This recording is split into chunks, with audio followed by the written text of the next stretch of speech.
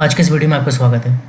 और आज जो मैं वीडियो बना रहा हूँ अमेज़ॉन के हर सेलर के लिए बहुत ज़रूरी है, क्योंकि आज मैं चार्जेस के बारे में बात करने वाला हूँ।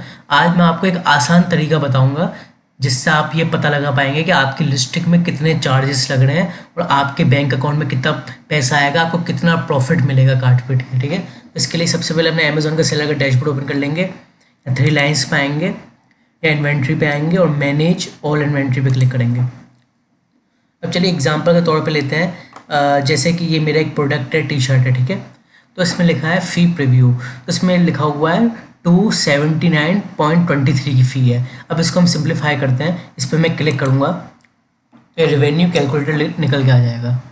अब रेवेन्यू कैलकुलेटर में क्या है, आपका पूरा इसका ब्रेकडाउन बताया हुआ है कि मतलब ये तो आइटम प्राइस वो था जो आपने प्राइस रखा था इसका। ठीक है, ये शिपिंग चार्जेस जो आपने शिपिंग चार्जेस होते हैं जो कस्टमर से लेंगे आप, तो उसका टोटल सेल प्राइस जो होगा आपके प्रोडक्ट का, ये आपके प्रोडक्ट का टोटल सेल प्राइस होगा, जिसमें से अमेज़ॉन की रेफरल फ़ी ये होगी, एक क्लोजिंग चार्जेस होंगे और फुलफिलमेंट चार्जेस तो खैर नहीं लगेंगे क्योंकि ये अमेज़ॉन FBA वालों के लिए है, और अदर चार्जेस लगेंगे 42.59 और ये टैक्सेस एंड फीसेस सब मिला के आपका जो है नेट प्रोसीड होगा। मतलब कि कहने का मतलब ये है, आपका प्रोडक्ट कस्टमर को पे कर 984 रुपये का, और नेट प्रोसीड जो आपके बैंक अकाउंट में आएगा वो 704.77, मतलब एक तरीके से 705 रुपये। लेकिन अभी ये आपका प्रॉफिट नहीं है। एक बहुत से लोग इसमें गलती कर देंगे, जैसे कि ये नेट मार्जिन 71% इसमें बता रहा है, या आपका प्रॉफिट नहीं है बिल्कुल भी।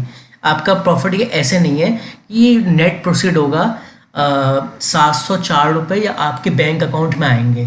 ठीक है, इसमें से अभी आपको GST भी भरना है आपकी कैटेगरी के हिसाब से 10%, 12%, 18%, 28%, जो भी GST होगा आपको GST भरना है अपनी कैटेगरी के हिसाब से। एक तो इसके अलावा इसमें आपके प्रोडक्ट की कॉस्ट भी इंक्लूडेड है। उदाहरण के तौर पे अगर आपका प्रोडक्ट जो है आपका 300 रुपये का है, तो 300 माइनस 700, ठीक है, तो जो बचा वो आपका प्रॉफिट होगा। ठीक है ना, तो इसमें अभी ये सिर्फ अमेज़ॉन के चार्जेस हैं। अभी आप इसमें पैकिंग का मटेरियल जो नेट प्रोसीड्स हैं, इसमें आप GST भी लगाएंगे, पैकिंग का मटेरियल भी लगाएंगे, और पैकिंग के मटेरियल के अलावा अपना आपके जो प्रोडक्ट का कॉस्ट है वो भी इसमें से माइनस करेंगे, फिर जो बचा वो आपका एग्जैक्ट प्रॉफिट होगा। ठीक है, तो आज की इस वीडियो में इतना ही था। Thank you.